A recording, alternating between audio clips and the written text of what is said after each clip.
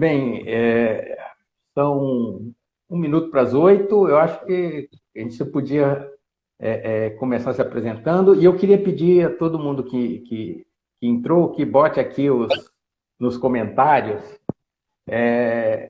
de onde vocês são, né? De onde vocês estão falando, se está calor, se está frio, aproveitando o gancho que o Andrei colocou, né? E, enquanto isso, o Andrei vai se apresentar, né? E Perfeito. falar um pouquinho da Garbo também. Bueno, Flávio. Primeiro, te agradecer pelo convite de poder falar um pouco sobre o nosso projeto, falar sobre as nossas ideias. Tu esteve aqui há umas 3 semanas, né? Foi no dia 6 de maio, se não me engano, por aí. Foi na sexta-feira, foi a última vinícola que eu visitei, o último produtor que eu visitei. Maravilha. Ah, naquele dia a gente pôde conversar um pouco e fico feliz que tenha se interessado pelas nossas ideias, pela pegada do nosso projeto, que é muito diferente da maior parte das vinícolas, e bom poder contar um pouco disso aqui também, né?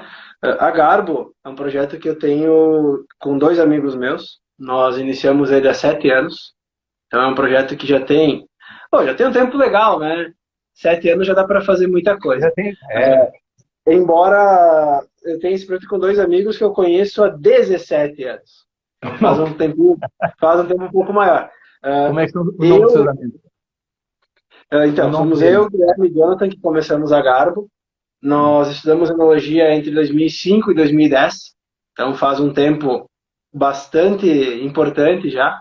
Nós começamos fazendo o curso técnico de enologia, que é o curso mais tradicional de enologia do Brasil, é o técnico de enologia da antiga Escola Agrotécnica, depois Centro Federal e agora Instituto Federal aqui do Rio Grande do Sul. É um curso técnico que a gente cursa junto com o ensino médio.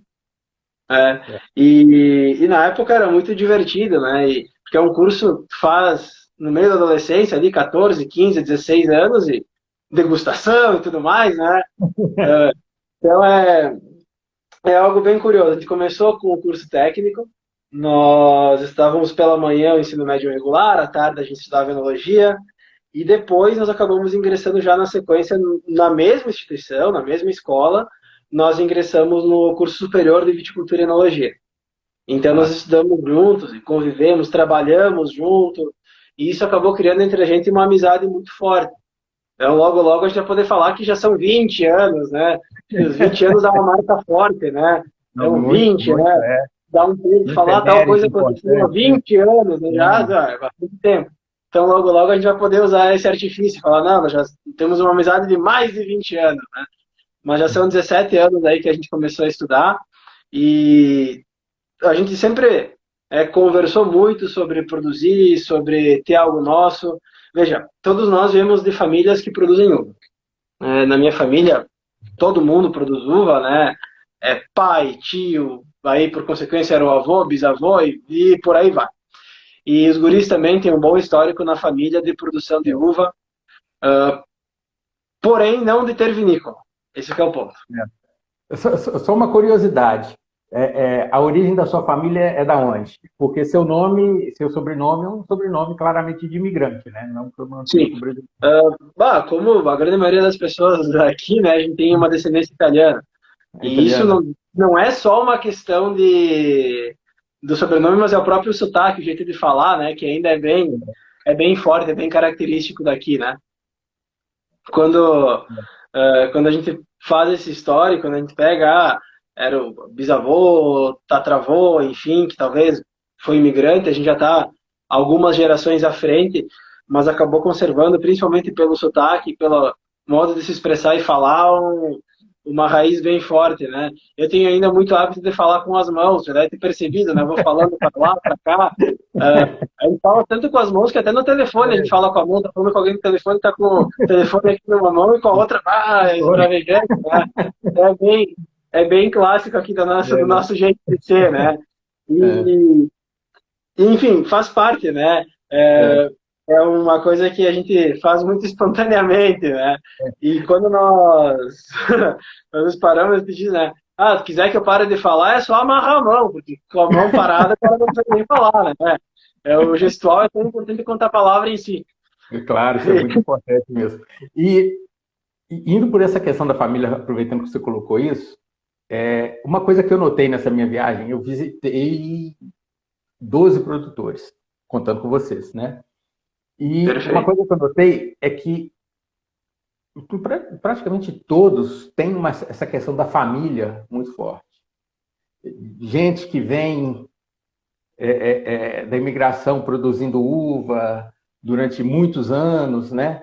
E aí depois começa a se fazer vinho, né? Então eu senti isso muito, muito, muito, uma coisa muito forte. Como é que é isso para você?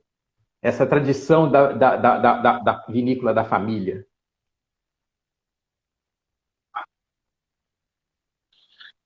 Eu acho que deu uma travadinha, Flávio, no final da tua Opa, você não pergunta. ouviu?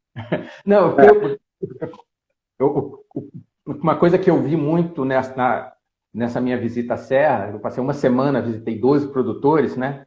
É que foi muito forte, muito presente essa questão da família, a tradição familiar, né? Ou seja, o avô produzia vinho, o pai produzia vinho, e aí produzia muitas vezes uva e fazia o vinho só para consumo próprio, né? Mas sempre tinha essa importância, tá? Sim. Gente, eu queria pedir quem está ao vivo no YouTube, porque a gente está tendo retorno.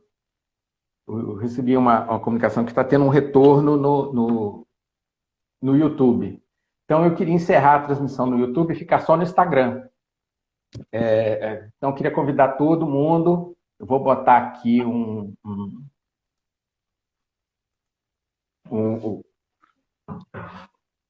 nome do meu Instagram.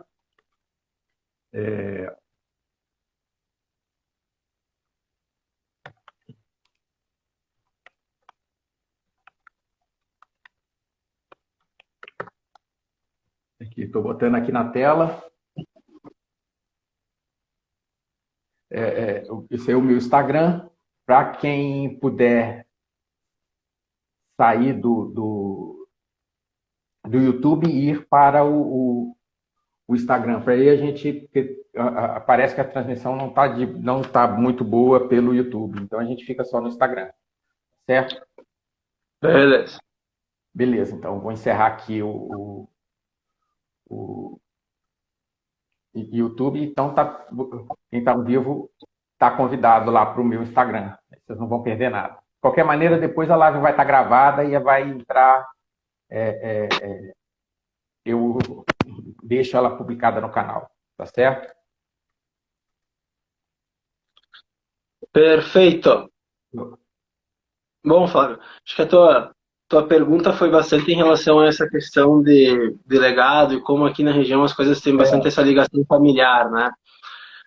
Sim, deve ter percebido que a maior parte das vinícolas são negócios familiares, né?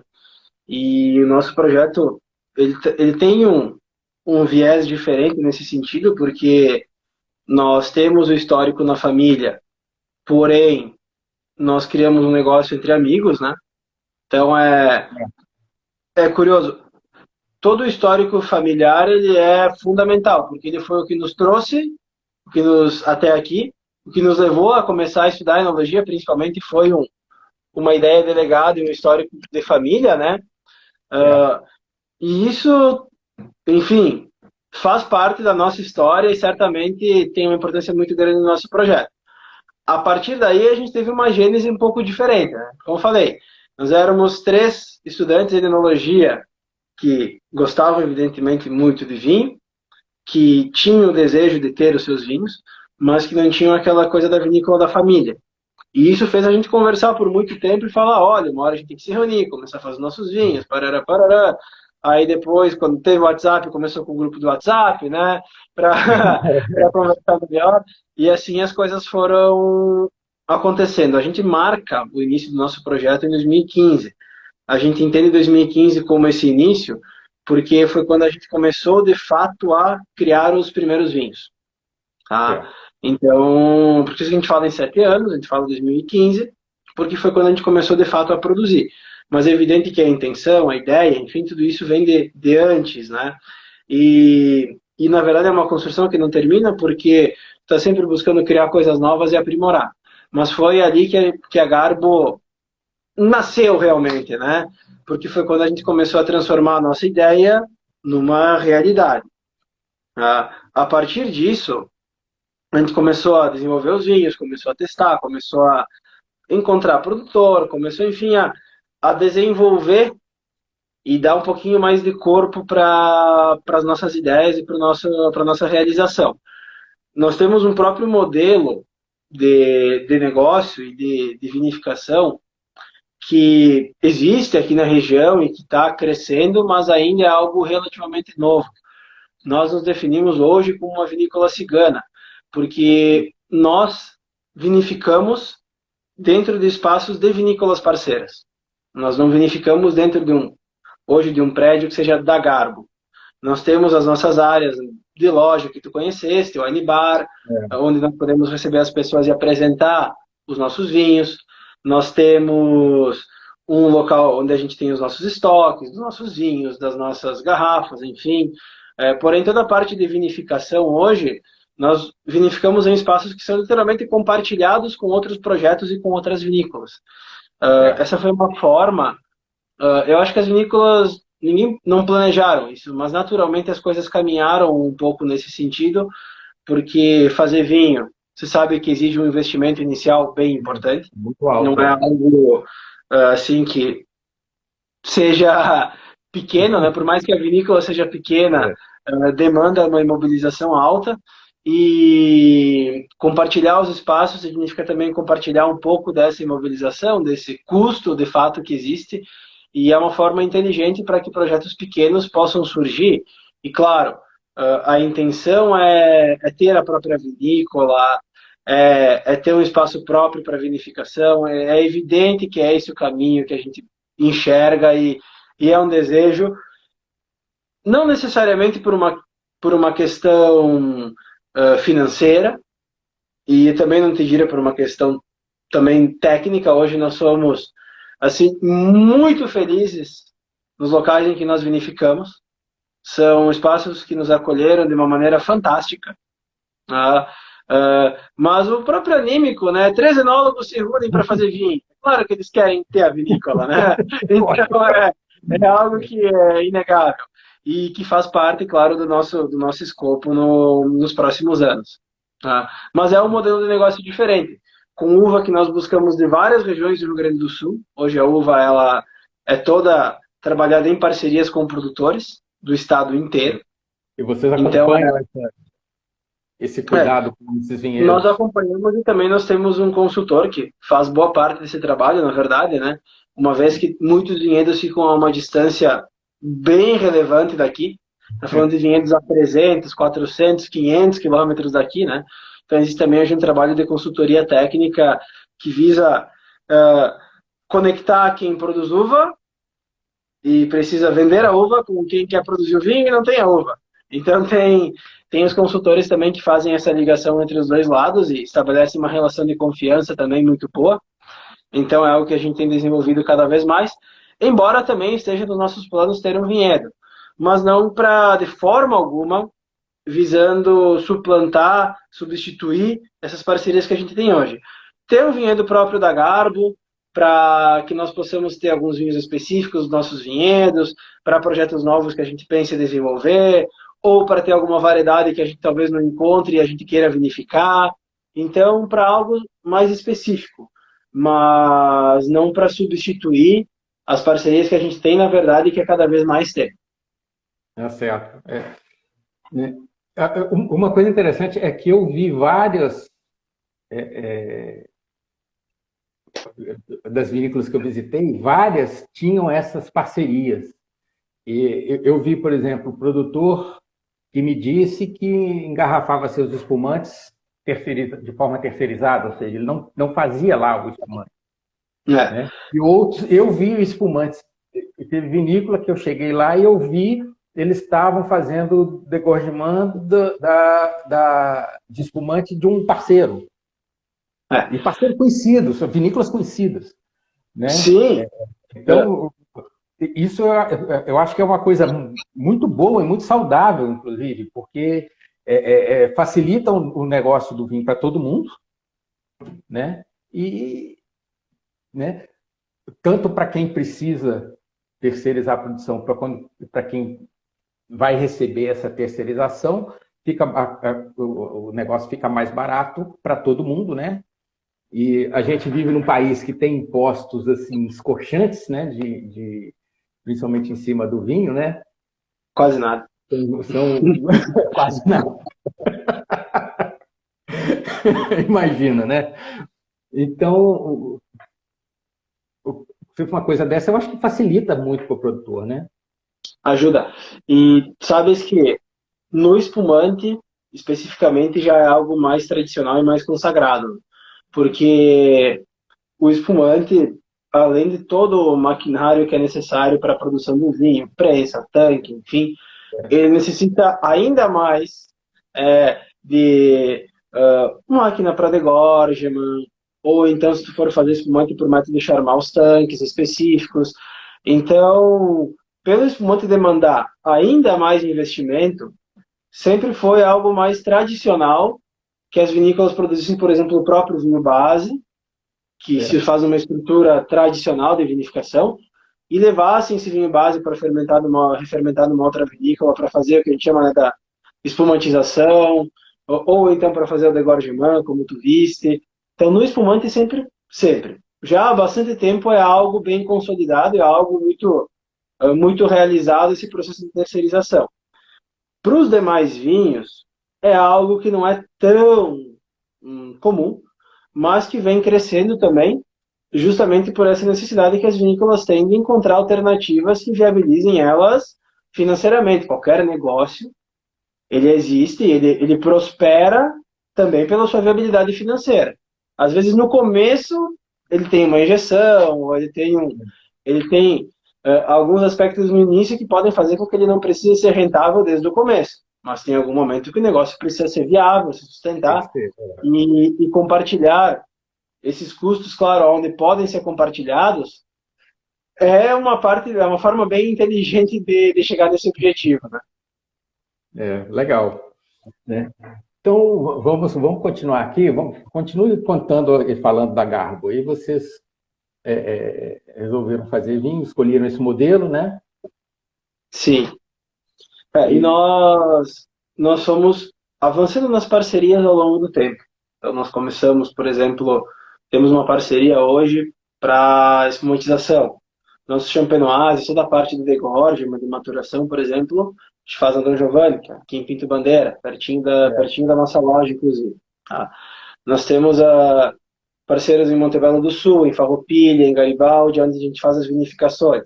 Então, a maior parte dessas vinícolas ou são de enólogos amigos nossos, ou trabalham outros enólogos que são nossos amigos, né? Então, também tem essa relação que ela é profissional, claro, mas ela também tem uma relação de amizade, de parceria que vem daqueles 15, 17 anos que eu citei antes. Então, é algo que também tem essas raízes na nossa própria formação e também nos ajudaram a viabilizar a Garbo. Tanto que no meio desse caminho, né, em algumas dessas vinícolas, nós criamos o que a gente chama de vinhos colaborativos. São vinhos que, além da assinatura minha, do Guilherme e do Jonathan, também trazem a assinatura desses enólogos, que são nossos amigos e que também nos ajudaram e nos ajudam muito na construção do projeto. Nós temos esses vinhos que sempre levam a assinatura de um quarto enólogo, né? Então, a gente também buscou trazer isso para o projeto e mostrar esse sentido de parceria e de colaboração que faz a Garbo ser possível. Nós começamos a comercializar os vinhos em 2020, então é algo aí sim bastante novo, são nem 2 anos de mercado, tanto é que nós abrimos a nossa loja nos Caminhos de Pedra em outubro de 2020, pouquinho mais de 1 ano e meio. Nós abrimos, o pessoal às vezes pergunta muito para nós sobre a pandemia e como afetou. A verdade é que nós começamos a vender os vinhos e abrimos a nossa loja, a nossa wine bar, já durante a pandemia. Então, para nós, não existe o conceito de pré-pandemia, pandemia, Nós começamos já, e para nós o normal são essas questões específicas, né, desses últimos 2 anos. Então é algo também bem curioso, né? Imagina, nós abrimos a loja em outubro de 2020. Foi no primeiro momento aí que a pandemia tinha dado uma baixadinha para depois voltar com tudo. Foi. E Você acha que isso atrapalhou um pouco esse... Olha, em algumas coisas, tá? É difícil tu colocar na balança e dizer se no final atrapalhou. É evidente, a pandemia enquanto fenômeno, acho que não tem discussão, por todas as vidas que se perderam, né? Isso a gente não tem nem como entrar em discussão. Não, tá?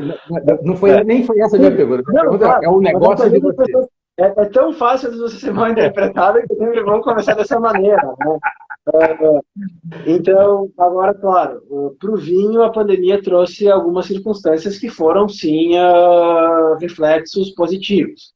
As pessoas ficaram mais em casa, o consumo de vinho aumentou muito, as pessoas começaram a pesquisar mais, e esse pesquisar mais fez elas se interessarem por vinhos diferentes, por fugirem só daqueles vinhos mais tradicionais. Nós tivemos, no ano passado, um incremento do turismo dentro do Brasil, muito por essa pesquisa e também, claro, pela impossibilidade de fazer viagens internacionais. No início por uma questão sanitária e também depois, muitas vezes, por uma questão de viabilidade financeira, né, porque as viagens ficaram caríssimas. Então, tudo isso trouxe um contexto em que o vinho nacional, e principalmente o vinho de projetos menores, foi alçado para o alto, sem dúvida. Né? Por outro lado, houve ainda há uma crise muito forte na questão dos insumos, uma dificuldade em conseguir, por exemplo, garrafas, caixas, ou com prazos longos. Isso, naturalmente, em muitos momentos acaba travando um pouco os processos, mas o contexto da pandemia para o vinho trouxe, sim, muitos reflexos positivos. O consumo de vinho no Brasil aumentou, foi coisa de 25% ou 30% numa janela de um ano. É muita coisa. É um crescimento que as vinícolas tiveram, inclusive, dificuldade em lidar, porque é muito difícil nossa, como é que tu produz tanto assim a mais de um ano para o outro? Então, para as vinícolas foi até difícil de lidar com esse crescimento, e elas estão agora começando vamos dizer, a respirar e entender esse novo cenário, porque certamente o vinho ele teve esse aumento de consumo e muito desse aumento veio para ficar. As pessoas não vão deixar de consumir. Então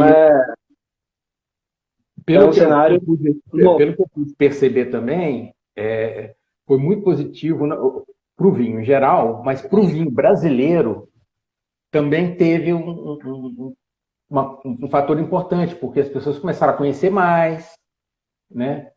Sim. Comprar mais, e a gente tem um vinho muito bom. Tem várias circunstâncias, né? Mas eu vejo principalmente pelo seguinte prisma, Flávio. Quando as pessoas elas tiveram um pouco mais de tempo disponível, ficaram um pouco mais nas suas casas, elas começaram a pesquisar mais. Sabe, a pessoa, ela ia comprar um vinho, pô, ela está em casa para comprar um vinho, ela abre uma pesquisa, ela começa a olhar Instagram de uma vinícola, de outra. Então, esse tempo faz a pessoa querer buscar coisas diferentes. E aí, nesse buscar coisas diferentes, por incrível que pareça, o vinho brasileiro, para o consumidor brasileiro, é coisa diferente. Né? Afinal, a gente bebe muito mais vinho chileno do que vinho brasileiro. Então, e a gente vem dentro do nosso setor, e já vinha dentro de uma onda de buscar fazer vinhos novos, com o surgimento de muitos projetos pequenos. Então, tu teve uma convergência de pessoas buscando vinhos diferentes, com uma oferta muito grande de projetos novos daqui da região. Então, foi uma tempestade assim que ela foi se formando, né?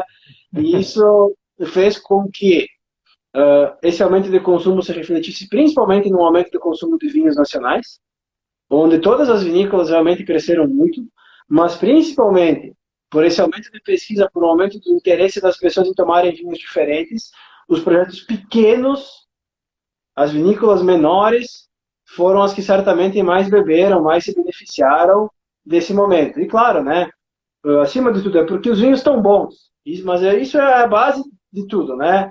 Não precisa, isso, quando tu bebe o vinho, não precisa falar que os vinhos estão bons. Isso tu percebe tomando eles.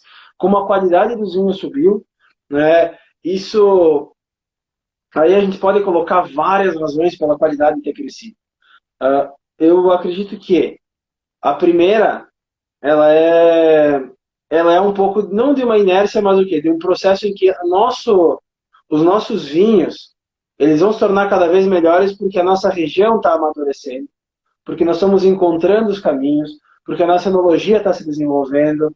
Então é natural que os nossos vinhos evoluam ao longo dos anos, enquanto região. Isso é um fenômeno, é diferente de um lugar que tem uma vitivinicultura estática há 200, 300 anos. Aqui, nós temos um cenário em que nós estamos descobrindo regiões, encontrando a vocação de cada uma delas, a nossa enologia está evoluindo. O curso técnico em enologia tem 63 anos. A faculdade tem 25, 27. Ou seja, o curso superior de enologia é relativamente recente. Então, a gente tem um cenário em que o vinho brasileiro vai evoluir, porque a nossa vitivinicultura está evoluindo, ela é muito jovem, está evoluindo muito rápido em qualidade. Aí, dentro desse contexto, nós temos uma expansão da produção da uva para novas regiões, aonde a gente está encontrando a vocação mais específica de cada terroir. Isso é muito legal. A gente vê hoje grandes vinhos tintos produzidos no Rio Grande do Sul todo, com uvas da campanha, com uvas da Serra do Sudeste, com uvas daqui da Serra. Isso é uma injustiça que muitas vezes está se cometendo. Eu vejo hoje, falar muito, a Serra ficou para o espumante. Não é bem assim. A gente tem grandes vinhos tintos com uva daqui. Tá? Depois constatar isso em loco, né? Então, às vezes parece que está virando uma ideia assim, pô, a campanha é tinto, a Serra é espumante. E eu vejo bons espumantes da campanha, excelentes espumantes da campanha e grandes vinhos tintos com uva daqui da Serra. É claro que os estilos vão ser diferentes. O vinho da campanha talvez vai ter um toque com uma fruta mais madura, mais compotada, com o teor alcoólico meio grau acima.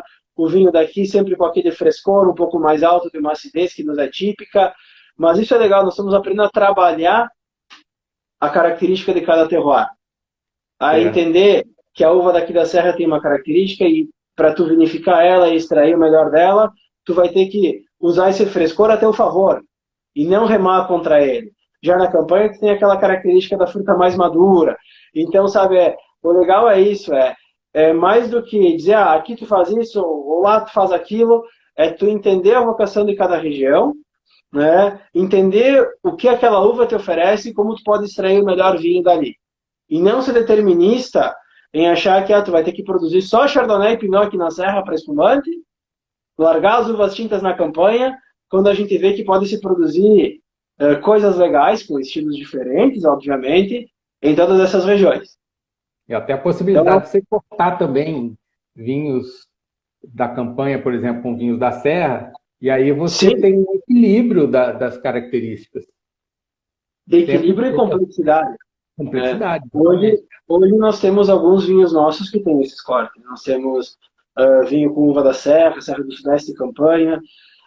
Bom, dentro desse contexto para inserir um pouco mais o nosso projeto, dentro desse contexto muito positivo que a gente tem de evolução do vinho brasileiro, realmente é uma coisa que tu percebe de uma safra para outra, uma escalada de qualidade. Então, dentro desse contexto, o que a gente espera e o que nos move? Nós temos sempre a noção de que dentro dessa história muito bonita que tem o vinho brasileiro, a gente quer ter ali uma notinha nossa, uma página em que a Garbo esteja presente, jamais entendendo que não, porque às vezes parece, o pessoal está começando com projetos novos, outras vinícolas muito legais que estão surgindo, pequenas, novas, eles querem revolucionar o vinho brasileiro, até a gente diz, não é assim, vamos dar um passo atrás.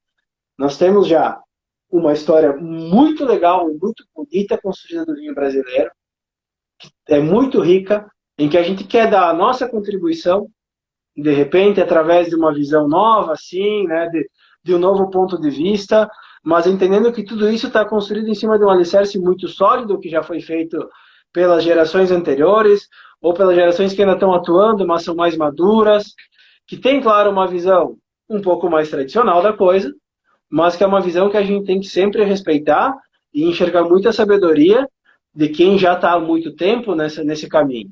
E a gente quer, dentro disso, construir ali, de repente, como dar o nosso toque, trazer aquilo que a gente entende que a gente pode contribuir, mas sempre com muito, muito, muito, muito respeito àquilo que já foi construído. Isso nunca pode deixar de ser citado. Tem que respeitar muito quem vem construindo a história do vinho brasileiro já há mais de um século. E aí, dentro disso, o que a gente entende, né?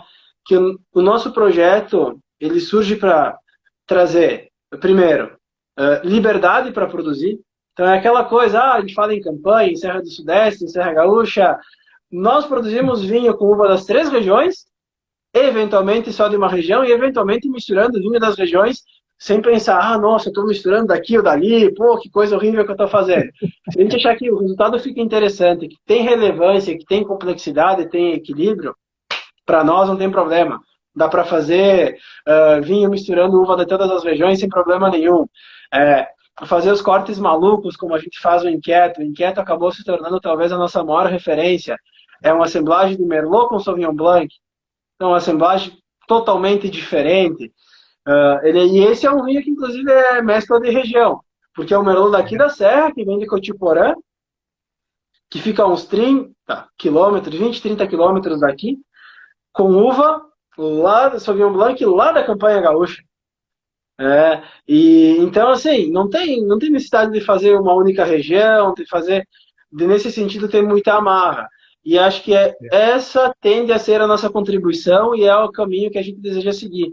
Nós temos dentro da Garbo vinhos que também seguem uma leitura um pouco mais clássica, mas realmente a nossa pegada maior o nosso espírito nos conduz para criar vinhos que são bem originais e que têm esses cortes diferentes. Hoje nós temos trabalhado também muito em cima de variedades que não são tão tradicionais, ou então de vinificações que tenham toques específicos. Por exemplo, as madeiras têm sido um campo muito legal para explorar. Hoje nós temos um trabalho com acácia, nós temos um trabalho muito legal com Jequitibá, que ainda não há nenhum vinho à venda, mas que tudo corre bem no vinho, a gente nunca pode falar 100%, né? Fiquei curioso para provar. Sendo um trabalho também com outras madeiras que têm origem brasileira e que podem dar para o nosso vinho uma tipicidade muito legal. Então, nós estamos enxergando muito campo para fazer coisas diferentes. E eu acho que é ali que o nosso trabalho tem que se focar principalmente, em criar vinhos que sejam originais e, claro, que prezem principalmente pela qualidade, pela relevância nesse sentido, mas que possam trazer algo novo. E para nós esse é um trabalho muito recompensador, porque olhar um vinho que tem uma originalidade, que tem a nossa cara, isso é algo que não, enfim, que não é palpável, a realização que tu tem, sabe, não tem como tu mensurar ela materialmente. É uma realização que ela é para o ânimo, para a alma, enfim, muito maior do que qualquer outra coisa, né? Certo. Tá. Bem, eu queria, quem estiver querendo fazer pergunta, por favor, mande aqui nas perguntas aqui. Eu vi. Não consegui. Eu vi com os comentários. Tá. Sim. Achei. Encontrei aqui. Eu vi aqui. Você viu aí? Explica pra gente a origem do nome Garbo.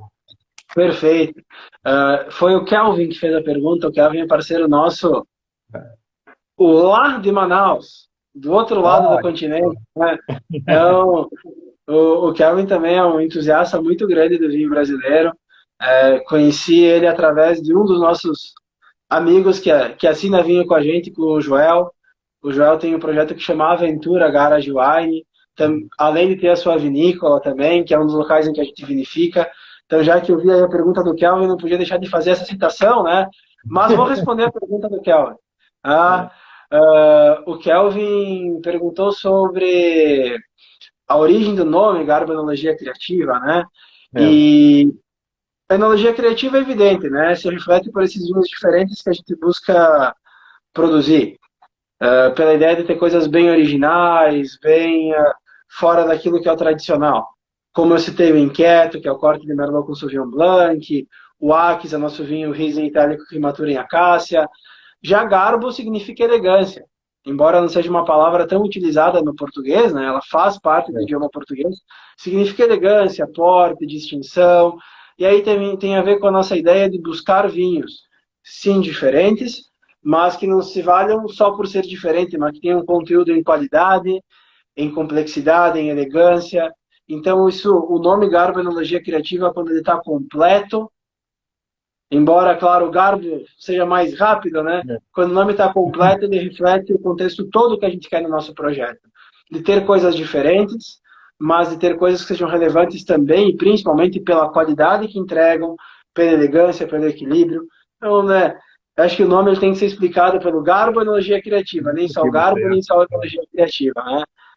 E deixa eu ver aqui. Ah, parará. Vamos ver. Perfeito.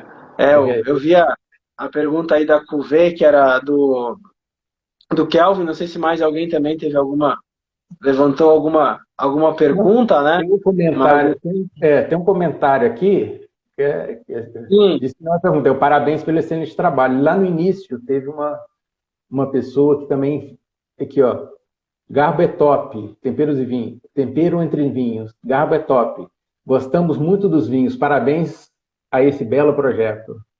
Ah, muito bom. Queria também saudar aqui toda a galera que entrou, né? Mas principalmente o Sérgio aqui, que nos parabenizou também, né? Ele parabenizou pelo perfil dele, que é o Abemos Vinum, né? Mas a gente conhece o nome das pessoas aí que estão nos perfis, né?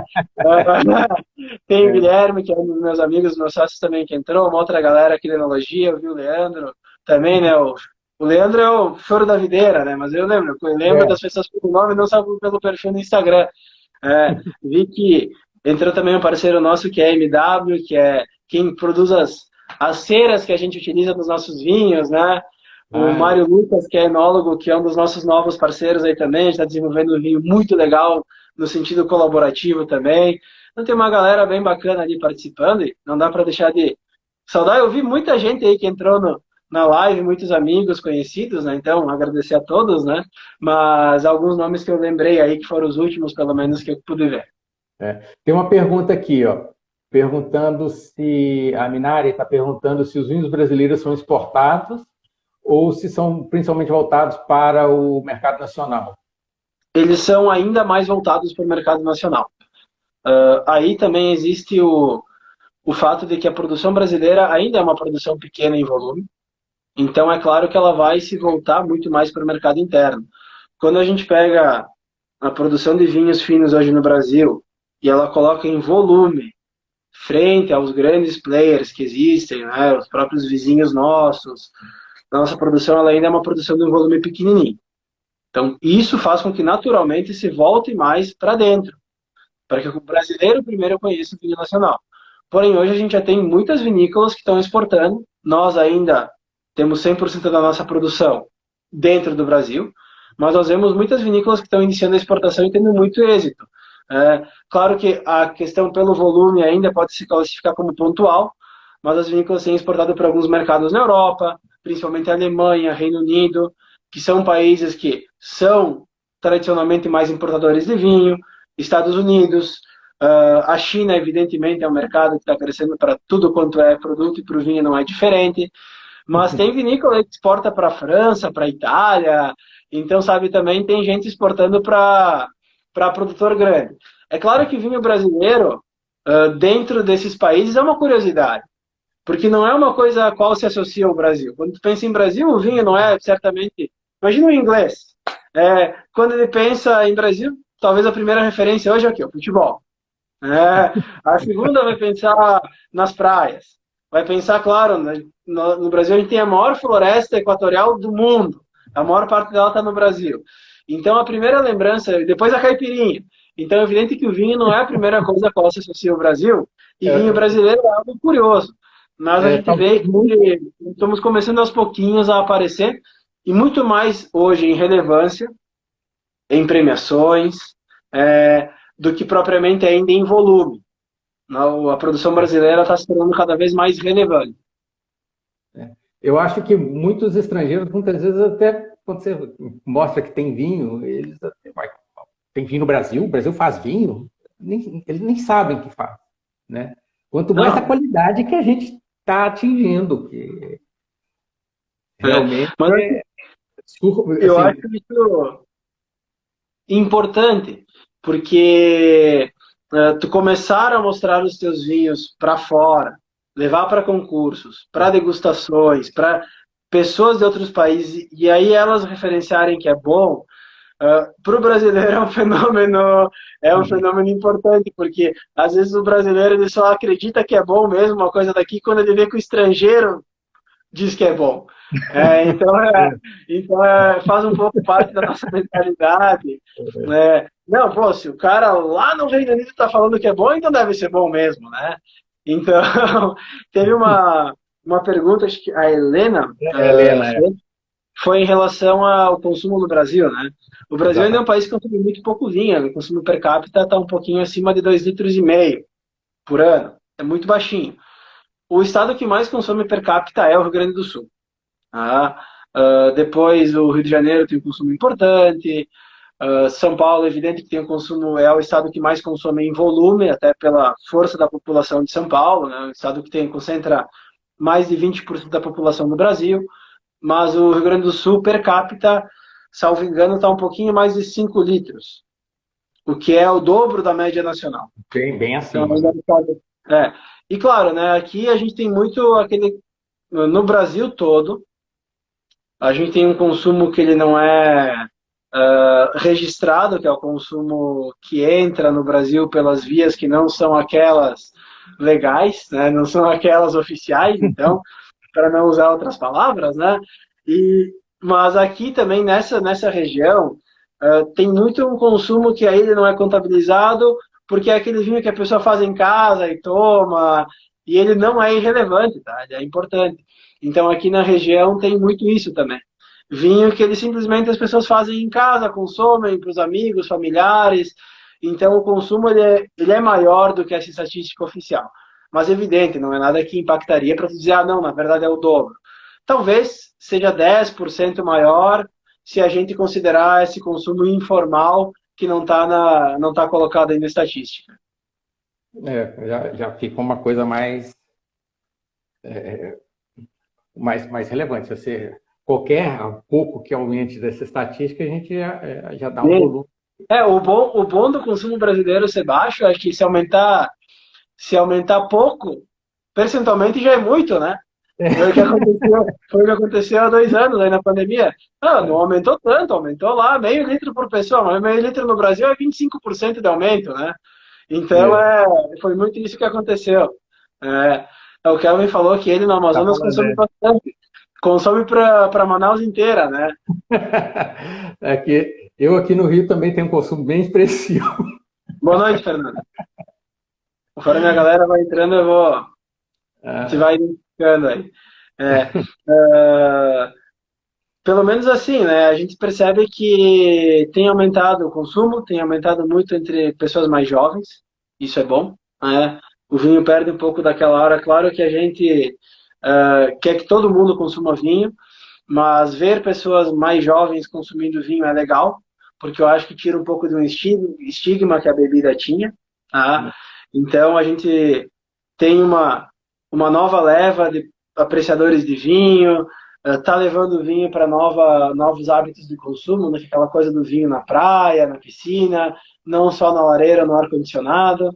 Então isso é legal, é uma onda muito positiva que o vinho É muito bom. tem passado e que certamente vai mudar a história do vinho brasileiro, vai escrever mais uma página muito legal, um capítulo novo, que é o momento em que o brasileiro está começando a entender que o vinho é uma bebida que pode ser consumida em vários locais, de várias formas, e não só aquela coisa, pensa na lareira, frio, o cara com a taça, girando a taça meia hora. Isso é legal, né? Tu gosta de degustar vinho. Mas não é só o vinho, não é só isso, né? Não é só esse hábito. Você tem praticamente qualquer ocasião de consumo, você pode ter vinho, né? Isso que a gente quer mostrar. Essa limitação só existe na cabeça das pessoas. Aí que tá. É só mas é uma ideia que se criou e é uma imagem que por muito tempo se cultivou, né, do vinho. Uma bebida para o frio, uma bebida para, sabe, para tomar uma garrafa de vinho, uma baita de uma cerimônia. E claro, né, o degustar o vinho, sim. Pô, tu vai parar um dia, um vinho muito especial, vai degustar, é legal, é bom parar, sentir o aroma, tudo isso eu acho que é bacana e tem o seu charme, mas fugir um pouco da ideia de que todo esse ritual é necessário para tomar vinho. Eu acho que esse que é o ponto, né?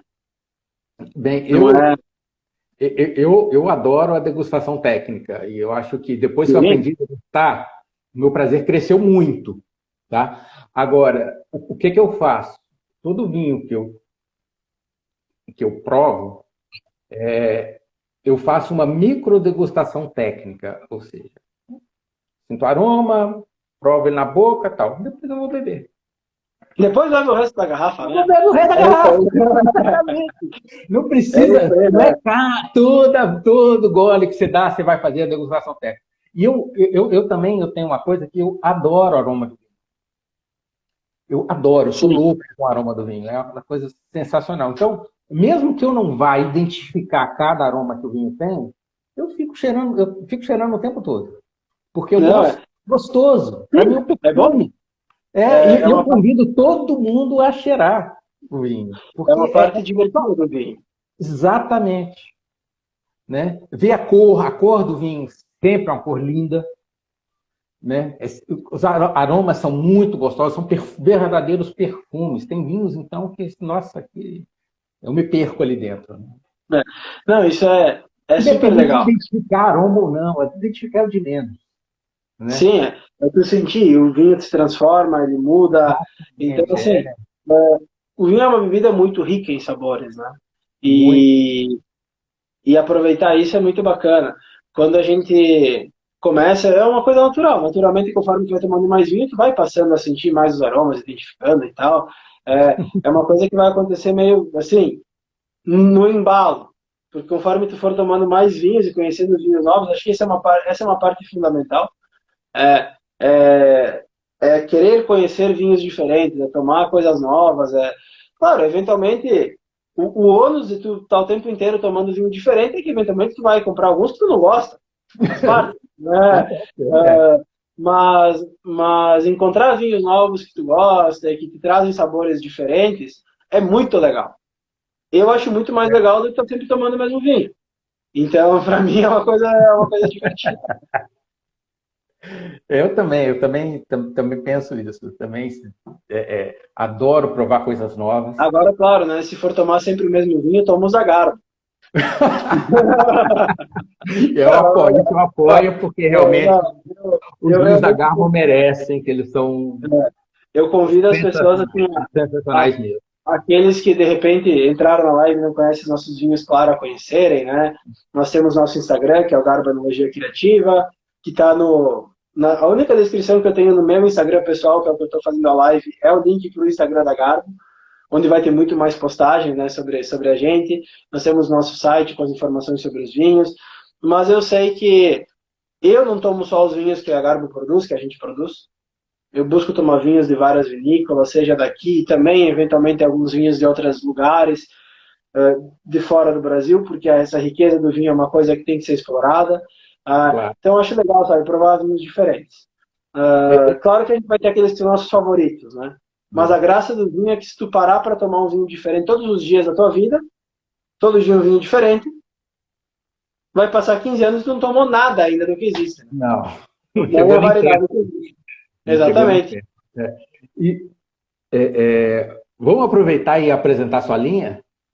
Claro, claro, a gente vai falando. Eu falo um monte, né? Fala, Não, fala, o fala, papo fala. está ótimo, eu estou adorando. Mas, mas eu acho Vamos, que as vamos para pessoas isso que devem estar doidas para conhecer o vinho de é vocês. importante.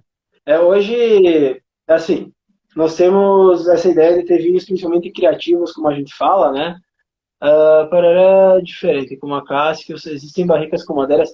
É só responder a pergunta aqui que foi Pode responder. o Kelvin mesmo que fez, né? Em relação às madeiras diferentes. Para vinho, especificamente não existe uma produção dessas barricas diferentes. Porém, bebida do Brasil, o que identifica o Brasil é a cachaça. E aí a galera da cachaça usa madeiras diferentes. Então a gente tem acesso a essas barricas de madeiras além do carvalho, porque a galera da cachaça utiliza. E é essa demanda da cachaça que permite a existência desses barris que a gente está começando a utilizar para o vinho. Então é a cachaça hoje que gera demanda para que os mais malucos que produzem vinho possam utilizar essas barricas diferentes. Tá? Então mas agora, indo então para os vinhos da Garbo, né, falando em madeiras diferentes, hoje a gente tem 2 vinhos brancos já prontos e à venda, que são o Du. O Du é um vinho que utiliza Chardonnay e Arnês, que é uma caça italiana bastante rara aqui no Brasil. Um vinho muito leve, muito elegante, com uma acidez bem controlada, muito aromático. E nós temos o Aquis. O Aquis é um Riesling que matura em acácia, entrando nesse mundo das madeiras diferentes. Nós temos um Gamay Rosé, que é um vinho super leve, super elegante. O Gamay Rosé é um vinho para se tomar, evidentemente, muito jovem. Depois nós temos o Cherry Bomb, que é o nosso Pinot Noir Clareto. Esse é um dos últimos vinhos que a gente lançou e um dos mais curiosos. O Cherry Bomb é 100% Pinot, vinificado com um tempo de contato com a casca um pouquinho mais alto do que seria para o Rosé. Então tem uma cor vermelho cereja muito convidativa, muita fruta no aroma, e é claro, a gente fez o nome com uma referência, tipo Cherry Bomb, é uma bomba de fruta, né? Tem a ver, claro, com a música dos anos 80, né? Então a gente criou essa referência toda. É um vinho muito legal, a gente fala que ele é um tinto de verão, um tinto para tomar na praia, na piscina, embora ele seja um clarete, ele não é nem um vinho rosé, nem um tinto, é um clarete. Mas talvez, assim, uma definição poderia se falar em que ele é um tinto de verão. Um vinho com muita fruta, com muito frescor e muito leve. Esse é um vinho bem curioso e é um vinho que tem feito um sucesso, olha, para nós, assim, surpreendente até. A gente sabia que ia ser legal, mas está surpreendendo. E é muito bom porque mostra que esse caminho de vinhos para se tomar no verão, na praia, está crescendo. O hábito de consumo está mudando aos pouquinhos, né? E aí, entrando nos tintos, né, que hoje são uma boa parte do nosso universo, nós temos o Inquieto, que é o nosso Merlot com Sauvignon Blanc, o vinho mais procurado da Garbo hoje. Esse vinho por ser um muito curioso. Esse vinho me impressionou demais, porque ele tem um aroma muito diferente. A fruta super intensa do Merlot. Nossa! É um aroma encantador, assim. A gente quis deixar o carvalho bem delicado nele, são só 3 meses de barrica. Depois a gente agrega o Sauvignon Blanc. Esse virou o cartão de visitas principal da Garbo, sem dúvidas. Nós temos os tintos que a gente chama de colaborativos, que são um Cabernet Franc e um outro Merlot com Cabernet Sauvignon, que são vinhos assinados junto à Garbo por amigos nossos, o Merlot com Cabernet pelo André Larentes, que foi nosso colega, nosso amigão, já também de 17 anos, um vinho com uma leitura mais elegante, muito típico do Vale dos Vinhedos, o Cabernet Franc, que a gente assina com o Joel, já um vinho também de muita complexidade de aroma, em que a gente buscou conservar uma tipicidade varietal maior. Nós temos um corte Cabernet com Cabernet, que faz parte da nossa linha que a gente chama de Du, que são sempre as metades, né? O Du tem Chardonnay Arnês hoje, e Cabernet é Cabernet da Campanha Gaúcha com Cabernet da Serra do Sudeste. Então ele é um varietal e também é uma assemblagem, um pouco dos dois. Porque ele é Cabernet de 2 regiões. Algo também que é bem típico nosso, né, de fazer essas misturas de região, como a gente fez no Du. Os Dus são vinhos de espírito muito leve, com muita fruta, com muita intensidade da uva, sem passagem por barrica. Então são vinhos também que aportam uma característica de uma aromaticidade muito expressiva, muito intensos em boca, mas não pelo tanino, no caso do tinto, e sim pelo frescor e pela fruta. Então são vinhos bem legais, com uma cara bem moderna, tanto o branco que eu citei, que é Chardonnay Arnês, como o tinto, que é 100% Cabernet. Nós temos o Potenza, que é nosso vinho 100% Taná, que é um Taná numa leitura muito curiosa, porque é um Taná que, claro, tem... Eu estou sem o rótulo aqui, né? Mas o Taná, o rótulo dele traz um elefante. O elefante é grande, é pesado, e transmite essa ideia do Taná de imposição, mas o elefante ao mesmo tempo é gentil. Pelo menos tem a fama, né? E nós buscamos no Potenza isso. Uma leitura do Taná em que você tem muita potência, evidentemente, mas tem um tanino muito trabalhado, muito polido, um tanino de muita elegância. Então é isso, é o Taná, mas é um Taná com bons modos. E acaba sendo uma leitura um pouco distinta do clássico, da variedade, que é um vinho até às vezes classificado como um vinho um pouco mais áspero. Não foi o que nós buscamos no Potenza, foi um vinho de taninos macios, mais sedosos. Tá?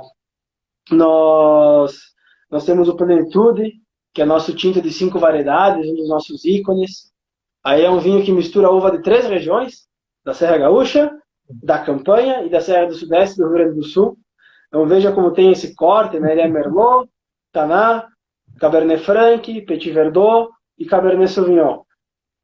Então são 5 variedades de 3 origens diferentes, o Merlot e o Taná daqui da Serra, o Cabernet Franc e o Petit Verdot da área da Serra do Sudeste e o Cabernet Sauvignon da Campanha. Tanto tem uma mescla, um vinho com barrica nova, 20 meses, é curioso. O pessoal imagina, nossa, um vinho com 20 meses de barrica nova vai ser um chá de madeira. Na verdade, depois de 8, 10 meses de barrica, o vinho vai muito mais complexando os aromas do que continuar recebendo muito carvalho.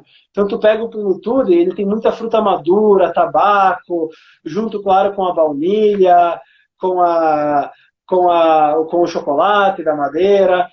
O vinho ganha muita complexidade com esse tempo longo que ele tem de barrica.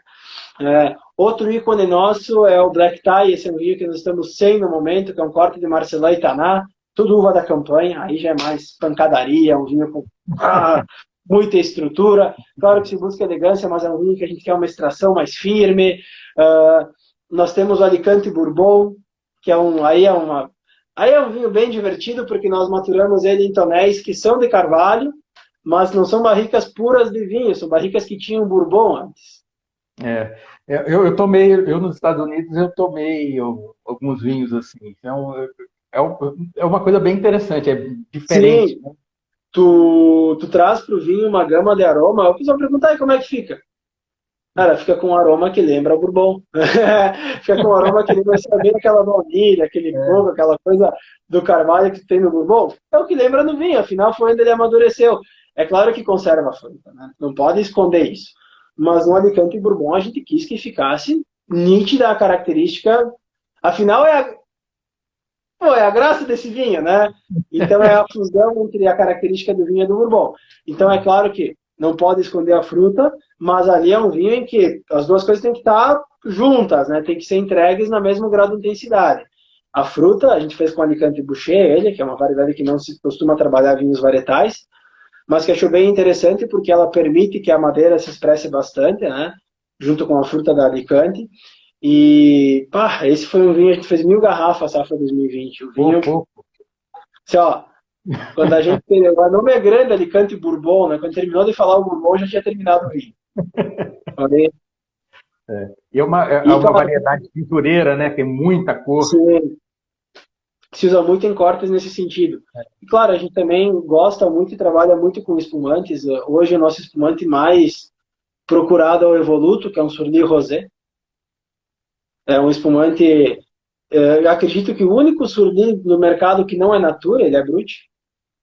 É um Surly com uma característica bem específica, né?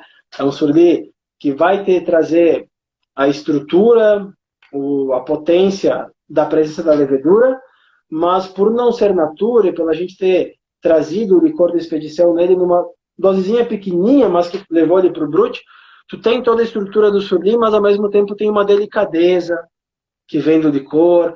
Então ele é um Surly também um pouco mais polido, mais delicado do que o que a gente tem hoje já como o Surly clássico.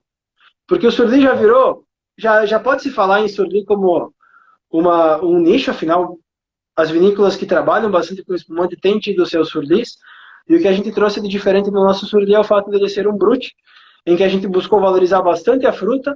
Ele tem 2 anos de... Claro, ele continua o tempo até tu abrir ele continua em autó, com a levedura, enfim. Mas ele tem 2 anos, a princípio, de tempo de contato com a levedura, antes da gente começar a vender, relativamente jovem, para manter bastante a fruta. Então é um surdi que tu sente muito a fruta junto com aquela carga da levedura, sabe, do pão.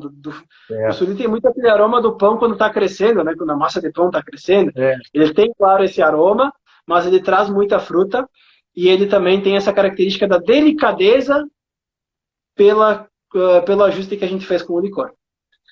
O nosso primeiro produto, que a gente tem, o primogênito, é um espumante brut de 5, agora 6 anos de maturação. É um espumante todo rótulo preto, um baião brut bem carregado, que a gente produziu lá em 2015, que foi o produto que foi acompanhando toda a evolução da Garbo.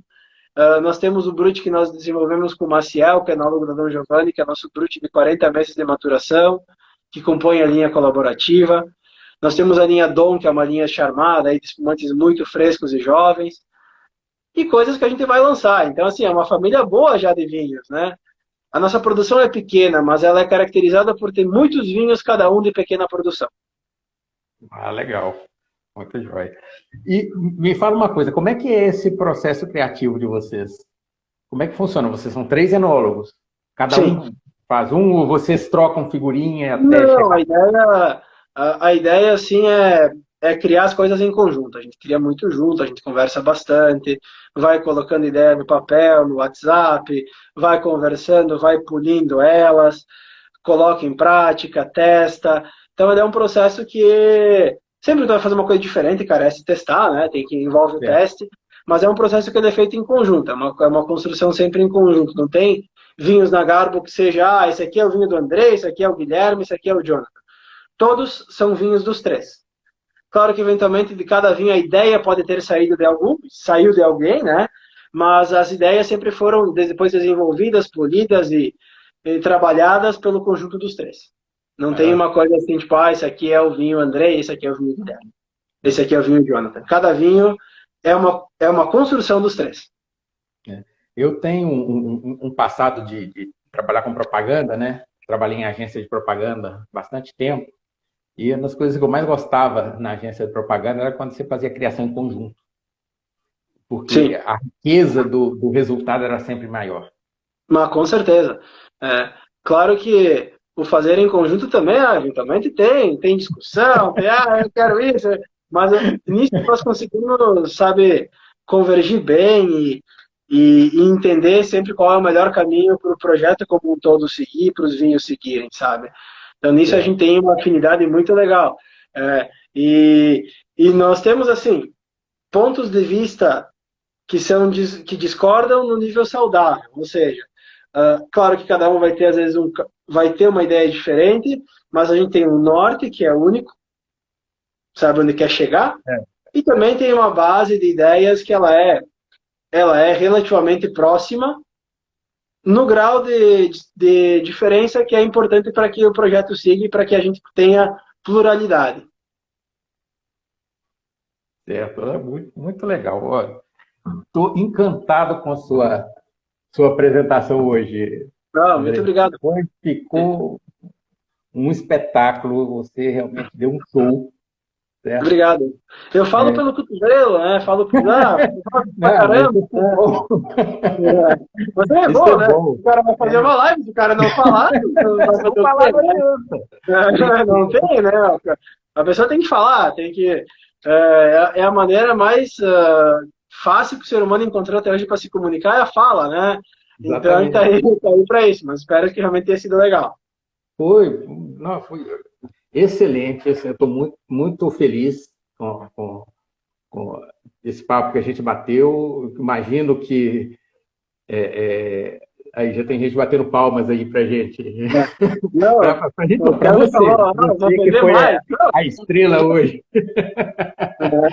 Você que foi a estrela hoje que realmente deu um show, né?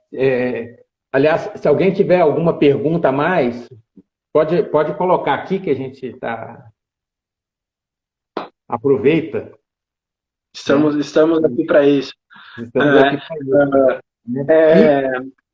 Uma coisa importante, fala aí onde comprar os vinhos de vocês. Isso é importantíssimo. Afinal, Afinal, é o que move o negócio, né? O negócio, eles, claro, ele surge da ideia e desse desejo que a gente tem de fazer os vinhos, mas para ele continuar, você tem que vender, né? Ninguém, Beleza. Às afinal, vezes dá vontade de afinal, beber tudo, mas é muito. não dá. Não, a gente poderia beber tudo, mas além do como alcoólico, também depois teria as contas para pagar, né? Então, assim, hoje, claro, o primeiro ponto, nós vendemos os nossos vinhos na nossa loja, nos Caminhos de Pedra, em Bento Gonçalves. Temos a nossa loja virtual, que ela também funciona como um importante ponto para comercialização. E também, hoje, o nosso site, nós temos um site institucional. Então, onde você pode encontrar informações sobre os vinhos, além do nosso Instagram, é claro, é na nossa loja virtual, onde fala um pouco mais sobre como cada um foi elaborado, e, enfim, né? Conta a história dos vinhos. Mas nós temos também uma série de parceiros comerciais no Brasil inteiro hoje, ou pelo menos em todas as regiões do Brasil. Né? Nós temos na região norte, hoje ali, o Kelvin, que fica em Manaus. Nós temos na região nordeste alguns parceiros, em Pernambuco, em vários estados. Né? Agora, recentemente, a gente abriu um no Maranhão. Temos lojas, claro, na região sudeste, bons restaurantes, hotéis que têm os nossos vinhos.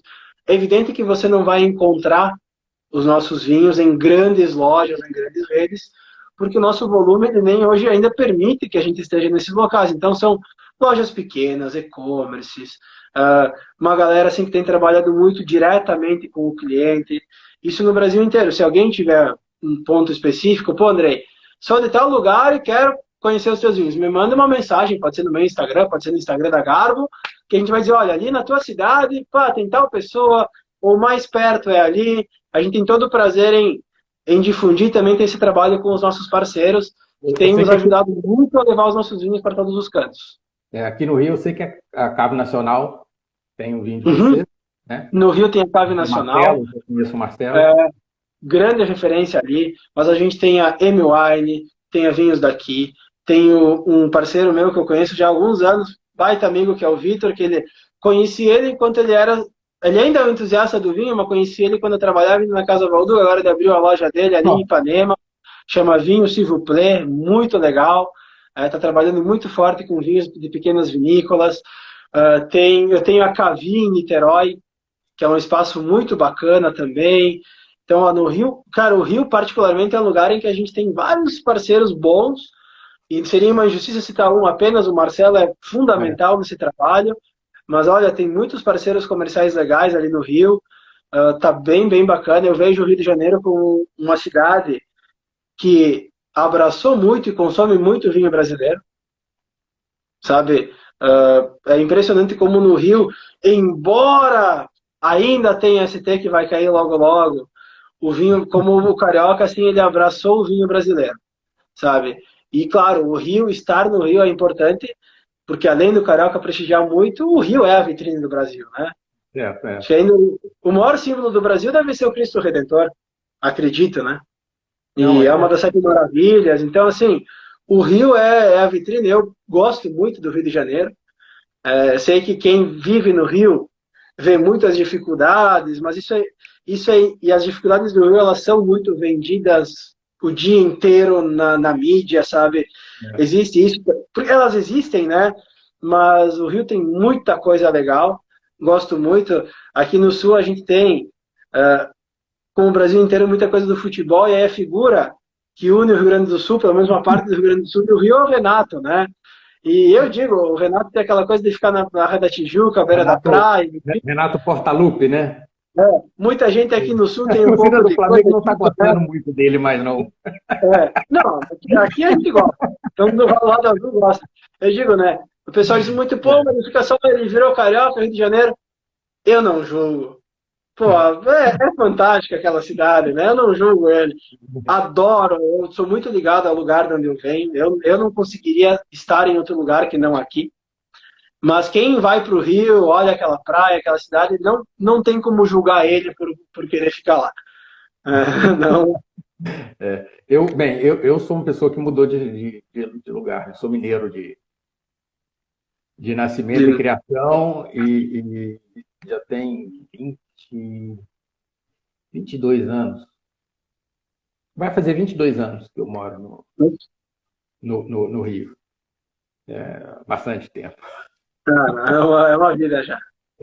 Ou seja, a Rio de Janeiro hoje é a cidade onde eu morei mais tempo. Porque eu vim do interior de Minas. E depois eu morei em Belo Horizonte, 14 anos. Então foram 17 anos. No interior tinha uma cidade chamada João Monlevade, né? Que é uma cidade siderúrgica. Depois 14 anos em Belo Horizonte. Aí um pequeno tempinho em São Paulo. E depois eu vim para o Rio. Radicou no Rio de Janeiro, então. Radiquei. Agora, como bom mineiro, me fala, tem alguém que vende em Minas? Tem. Minas é um estado também difícil, porque Minas a gente tem uma ST muito alta. Tá? Mas Minas eu tenho o Fred, né? tu vê que são negócios muito pequenininhos, né? Tem a Denise, que é de Divinópolis, o Fred em Contagem, em BH, tem o Anibar em Poços de Caldas, também que vende os nossos vinhos. Então a gente tem, assim, tem alguns parceiros em Minas. Minas tem uma questão de um imposto também muito alto, mas a gente tá por todos os lados, né? É curioso, às vezes eu lembro do nome das pessoas, mas não lembro do nome dos negócios, viu só? Lembrei do nome de cada um. Em Poços de Caldas é o Bruno, que tem o Anibar. Eu tenho muito essa coisa de conversar com as pessoas e tal, a gente lembra o nome, né? O Fred tem o Bradegas, a Denise, agora eu não lembro de cabeça, tá? Até hoje próxima loja você traz escrito o nome, que aí pelo menos você coloca. Eu lembro do nome, assim, eu lembro dos nomes de todos os lugares, quem é a pessoa, com quem conversa, fala. Às vezes me foge o nome do estabelecimento. E olha que curioso, né? Mas se me perguntar, depois no Instagram, tá, eu lembro o nome por nome. Mas isso é bacana, né? Porque a gente vai criando, acho que o vinho é muito sobre os laços entre as pessoas. Claro. Então, quando eu digo, como que eu não lembro de estabelecer, é porque realmente a gente conversa tanto com as pessoas, sabe?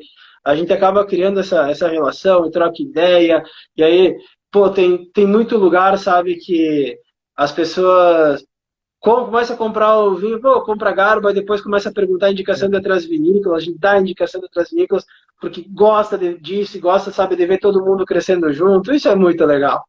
Isso realmente é o barato. Uma das coisas melhores do vinho é essa relação que você estabelece, os laços que são criados. É sensacional mesmo. Com certeza. E eu gosto muito disso. Não, isso é parte fundamental do mundo do vinho. Não tem como dissociar e, primeiro, não tem como achar que tu vai sozinho crescer. Na verdade, o que faz o vinho crescer é justamente muita galera trabalhando junta em prol do vinho e todas as amizades assim que tu cria, né? Ali no Rio posso citar pessoas não só pela Garo, mas que na minha trajetória no vinho, conhecer o Marcos, amigos assim que eu fiz, né? Que eu conheci através do vinho, que são pessoas fantásticas. O Marcos, o Jorge, que veio aqui, teve conhecendo semana passada o meu projeto. O próprio Vitor, que agora é meu parceiro comercial, né? Então, é muita gente legal, assim, que vai conhecendo através do vinho. E de tudo para mim, talvez pelo estilo de pessoa que eu sou, que gostar de conversar, de estar o tempo inteiro amigo para lá e para cá, para mim é o que mais tem valor. De tudo, para mim, é o que mais tem valor. E acho que o vinho, acima de tudo, é sobre as pessoas. E se você vier aqui no Rio, vamos nos encontrar, tomar um vinho juntos, né? Com certeza, vamos lá na Cave Nacional, né? Pois exatamente. Mata, né? Toma um vinho, troca uma ideia e ainda por cima prestigia um parceiro, né? Claro. Né? E quando eu for ao sul de novo, vou fazer questão de visitar a Garbo, porque realmente me impressionou muito os vinhos. Não estava no meu programa. Né? Foi um outro cara fantástico ali, né? O Wilson lá, ele realmente... Não, a gente terminou um pouco mais cedo naquele dia, era o último dia, Aí vamos passar pelos, pedir para eles, vamos passar pelos caminhos de pedra e tal. E aí ele falou, não, tem aqui a Garbo, não sei o quê, vamos parar lá, vamos parar lá, vamos parar lá. E aí a gente parou e realmente foi Sabe que isso é um negócio muito legal. Claro, né? Tem aqueles que vêm para a região, fazem o roteiro por sua conta própria, mas aqui a gente já tem muitos, essa figura do guia de turismo aqui na região, e não é uma figura assim, uma pessoa maçante que vai te fazer ir num lugar porque ela ganha, uma coisa assim, porque eu sei que existe um pouco dessa ideia, né? Na verdade, tem pessoas como o Wilson, poderia citar o Edgar aqui na região, são pessoas que eu digo procurem quando vierem para cá, porque elas vão te levar. Elas vão buscar entender o que tu quer e te levar a lugares que tu vai gostar e que eventualmente tu não iria conhecer se não tivesse essas pessoas junto. Vale a pena. Exatamente. Muito bem. Tenho aqui, eu quero agradecer aqui o comentário do Kelvin, que fico muito feliz aí com o comentário. A gente está procurando ajudar o vinho brasileiro, que realmente merece ter esse destaque. A gente, o vinho brasileiro tem tudo para crescer, porque a qualidade ele já tem, né? E vocês aí fazem parte dessa qualidade, vocês aí da Garro.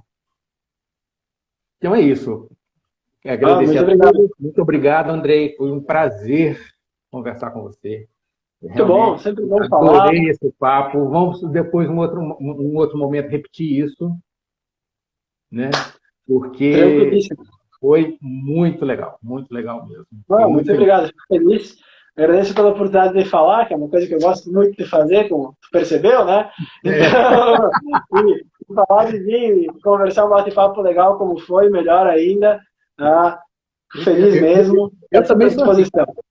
Eu já gosto de falar. Falar de vinho, então, às vezes não tem limite. E isso que faltou um terceiro ponto.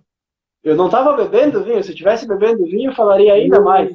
Mas aí a dicção ia começar a perder, já não é. Eu também preferi deixar o vinho para depois.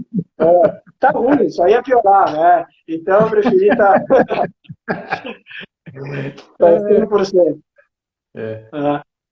Bueno. Então tá ok, pessoal. Agradecer realmente a presença de todos.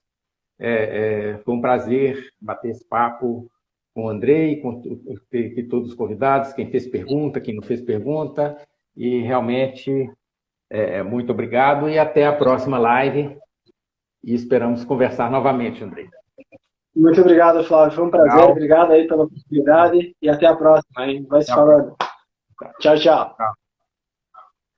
Eu queria só deixar um recado antes da gente terminar. Não, falar do meu canal do YouTube, que eu tenho um canal Prazer Vinho, né? Como Prazer Vinho, né? Em que eu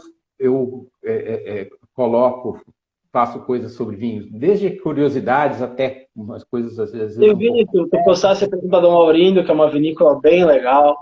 Foi o último vinho que eu fiz, eu adorei a Dom Laurindo, né? Conheci o seu Ademir lá, ele realmente me recebeu muito bem.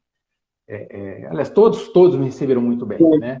E eu vou colocar outros e amanhã essa live vai estar lá lá no canal, né? youtube.com/prazervinho. E uma coisa importante, que depois eu pretendo fazer um vídeo pegando os produtores com quem eu conversei, inclusive você deu para mim hoje uma contribuição sensacional, que é o que pensa o enólogo brasileiro, nosso produtor de vinho. Muito obrigado. Então, você deu uma contribuição excelente hoje. Eu vou editar essa live para poder aproveitar alguns pedaços que você falou para fazer assim. Por que vai ver? Porque uma hora falando, né? Muita coisa. Muita coisa, Dois minutos do que eu falei que vale, que presta, assim já tá ótimo, né? Um monte de porcaria. Um pouquinho ali que valeu, já tá legal. Dá para escrever bem e tirar alguma coisinha ali que vai ser bacana. Não, isso aqui não vou nem precisar espremer, porque a conteúdo aqui não faltou. Você realmente deu que bom. um show mesmo, né? Feliz. E aí eu Obrigado. pretendo fazer esse vídeo colocando... são 4 produtores que eu conheci, os proprietários das vinícolas, né? Você, tem o Eduardo Zenker, da Arte da Vinha, que ganhou destaque no Queso dos Corchados, nesse último edição, né? O senhor Demir, da Dom Laurindo, e o Marco Antônio Salton, da Valmarino. É legal, são bem complementares, diferentes, né? Cada um tem um projeto bem cada um com perfil. Eu consegui gravar com os 4, e aí eu acho que eu consigo mesclar visões e opiniões para a gente ter um pequeno retrato do que se pensa, né, sobre o vinho brasileiro.